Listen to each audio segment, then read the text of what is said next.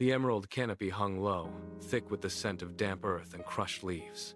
In the heart of this jungle, the ground trembled under the weight of Babu. He moved with a heavy, rhythmic thud, his massive frame parting the dense vines like curtains. He reached the riverbank, the water swirling around his feet. With a sharp exhale, he dipped his trunk and drew up a gallon of river water, arching his neck to spray a high, shimmering arc across the clearing. The spray hit the far bank with a wet, slapping sound. Babu let out a low, rumbling sound that vibrated through the mud. He was the undisputed master of this stretch of the river, and he knew it. He spent his mornings testing the limits of his strength, pushing over rotted logs and uprooting stubborn ferns just to watch them fall. His ears, wide and flat, twitched at the slightest sound from the trees. He was not looking for food. He was looking for an audience. Babu moved toward the mahogany grove, his heavy feet barely making a sound on the mossy floor. He stopped behind a cluster of ferns, his eyes fixed on the monkeys playing in the low branches. They were busy grooming each other, completely unaware of the shadow looming just feet away. Babu inhaled deeply, expanding his chest, and let out a roar that shattered the jungle silence. It was a perfect, guttural imitation of a lion. The effect was instantaneous.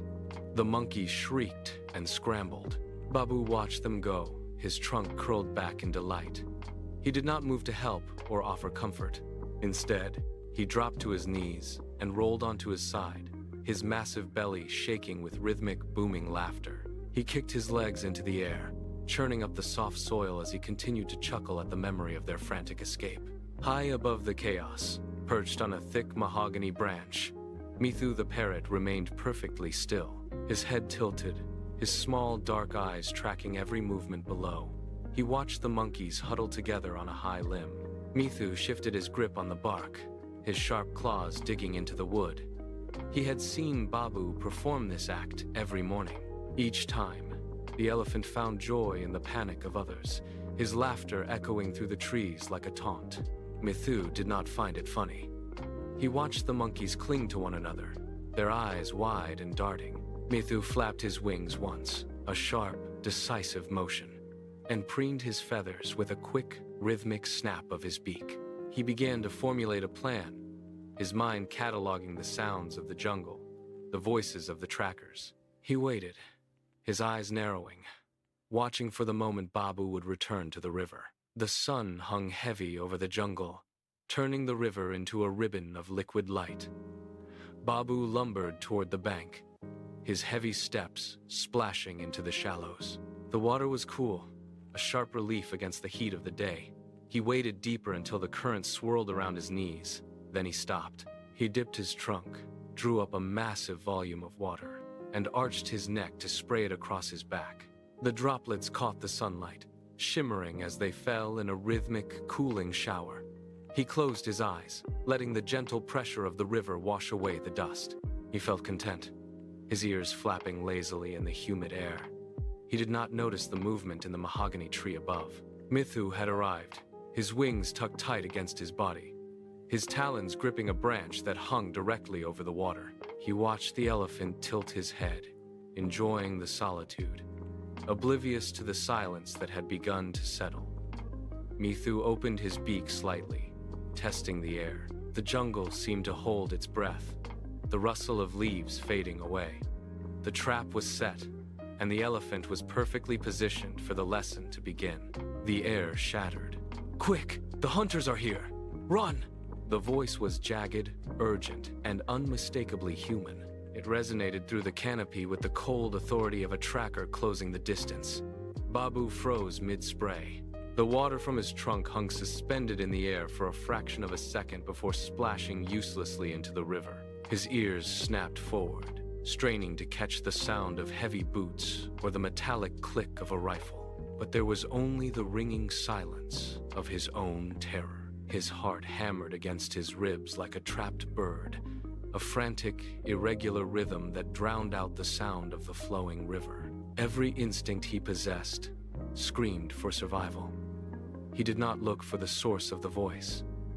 The threat felt immediate, lethal, and all-encompassing. His massive frame shuddered as he lunged toward the bank, his muscles coiled and straining.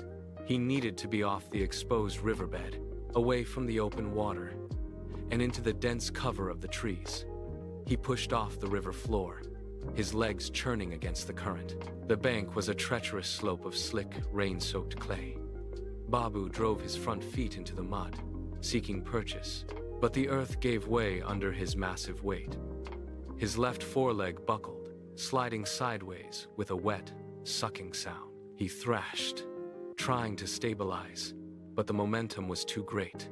With a heavy, thunderous thud, he plummeted forward. He hit the bottom of the pit with a sickening splat that echoed through the trees. Gooey, brown sludge surged upward, coating his skin, clogging his ears, and matting his tail.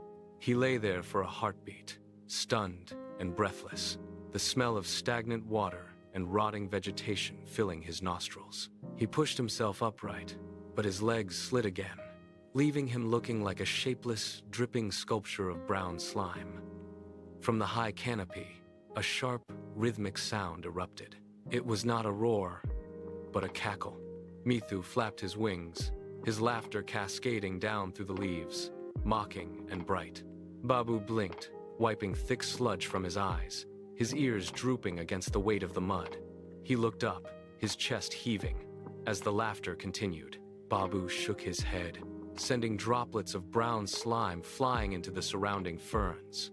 "You scared me to death," he trumpeted, his voice cracking with a mix of lingering adrenaline and sharp resentment. Mithu descended from the mahogany branch, landing on a low, sturdy limb. His eyes glinted with a sharp, knowing light. "You scare others for fun every single morning," the parrot chirped. "So why not experience the terror yourself?" Babu opened his mouth to retort, but the words died in his throat. He shifted his weight, turning toward a stagnant puddle that had formed near the edge of the pit. He looked down.